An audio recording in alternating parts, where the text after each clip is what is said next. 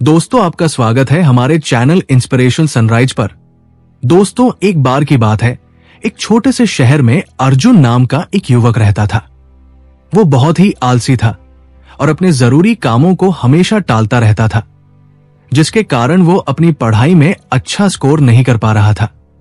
उसके परिवार वाले उससे हमेशा कहते थे, बेटा, समय का मूल्य समझो। जो समय अभी तुम बर्बाद कर रहे हो वो कभी वापस नहीं आएगा। लेकिन वो हमेशा उनकी बातों को नजरअंदाज कर देता था। वो सोचता था, अभी तो बहुत समय है, बाद में कर लूंगा। वो पढ़ाई करने के लिए शहर गया, लेकिन उसकी आदतें नहीं बदली। वो अपना पूरा दिन दोस्तों के साथ मस्ती करता और रील्स स्क्रॉल करता रहता। अर्जुन के शहर में एक बुजुर्ग आदमी रहता था, जो बहुत ही बुद्धिमान और ईमानदार था। एक दिन अर्जुन ने तय किया कि वो उस बुजुर्ग आदमी से मिलेगा ताकि वो कुछ सीख सके। अर्जुन उस बुजुर्ग आदमी के पास गया। वो बुजुर्ग आदमी पेड़ के नीचे बैठकर मेडिटेशन कर रहा था। अर्जुन ने उसे नमस्कार किया और कहा, मेरी मदद कीजिए, मैं जिंदगी में विफल हो रहा हूं। हर बार मेरे दोस्त मुझसे आगे निकल जाते हैं, लेकिन मैं हमेशा पीछे रह जाता हूं। मुझे उन सब से अच्छा बनना है। मुझे बताइए कि मैं ये कैसे कर सकता हूं। बुजुर्ग आदमी ने कहा, बेटा, तुम संघर्ष झेल रहे हो क्योंकि तुम अपने कामों को हमेशा टालते रहते हो और समय की कदर नहीं करते। मैं तुम्हें एक कहानी सुनाता हूं जिससे तुम समय के मूल्य को समझ सकोगे। बुजुर्ग आदमी ने कहानी शुरू की। एक बार की बात है, एक राजा था जो बहुत दयालु था। वो अपनी जनता से बहुत प्यार करता था और उनकी मदद किया करता था। एक दिन उसे एक व्यक्ति मिला जो बहुत ही आलसी और गरीब था। उसके पास ना तो पैसे थे, ना ही नौकरी और ना ही इज्जत। वो हमेशा अपनी परेशानियों का दोष दूसरों को देता था। राजा ने उससे उसकी जिंदगी और उसकी परेशानियों के बारे में पूछा। उस व्यक्ति ने कहा, पता नहीं लोग मेरे बारे में ऐसा क्यों कहते हैं कि मैं कुछ नहीं कर सकता। जब भी मैं किसी नौकरी की तलाश में जाता हूं, सब मुझे मना कर देते हैं। राजा को उस व्यक्ति के लिए बुरा लगा। राजा ने कहा, एक सौदा करते हैं। सूर्य अस्त होने से पहले तुम मेरे राज दरबार में आना और जितना सोना चांदी तुम ले जा सको उतना ले जाना। वो सब तुम्हारा होगा। आदमी बहुत खुश हो गया और राजा को धन्यवाद कहा। वो अपने घर की ओर दौड़ा और उसने अपनी पत्नी को सब कुछ बताया। उस व्यक्ति की पत्नी भी बहुत खुश हुई और कहा, जाओ और जल्दी से सोना चांदी ले आओ। उस व्यक्ति ने कहा, मैं अभी नहीं जा सकता, मैं भूखा हूं, पहले मुझे खाना दो। जल्दी से उसकी पत्नी ने खाना बनाकर उसे दिया।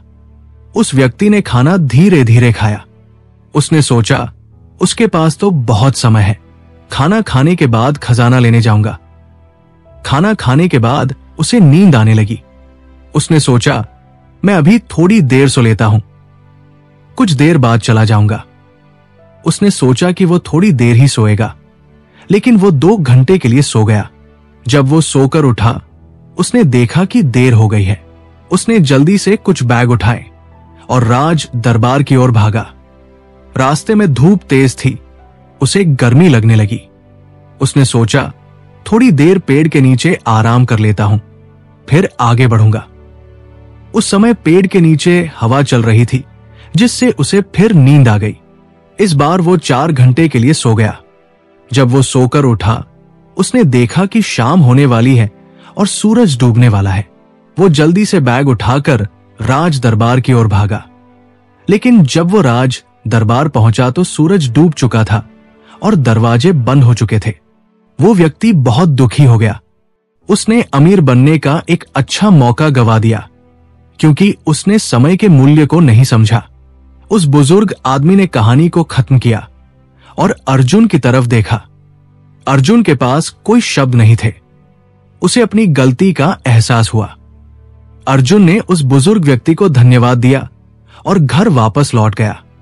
उसे समझ आया कि समय बहुत कीमती है, उसे बर्बाद नहीं करना चाहिए। उसी दिन से अर्जुन ने अपने लक्ष्यों पर काम करना शुरू किया। उसने अपनी काम टालने वाली आदत को छोड़ दिया और वो बहुत प्रोडक्टिव बन गया। कुछ ही दिनों बाद वो अपने सभी दोस्तों से आगे निकल गया और कॉलेज का सबसे होनहार बच्चा बना। इस कहानी से हमें ये सीख मिलती है कि समय सबसे मूल्यवान संपत्ति है। अगर हम इसे बेकार की चीजों में बर्बाद करेंगे तो हमारे पास पछताने के अलावा कुछ नहीं बचेगा। हर अवसर का सही समय पर लाभ उठाना चाहिए, क्योंकि खोया हुआ समय कभी वापस नहीं आता।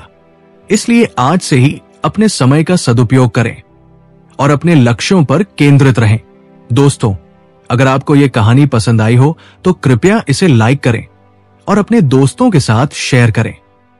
अगर आप ऐसी ही और प्रेरक कहानियों को सुनना चाहते हैं तो हमारे चैनल को सब्सक्राइब करें और बेल आइकन दबाना ना भूलें, ताकि हमारी नई कहानियां आप तक सबसे पहले पहुंच सके। धन्यवाद।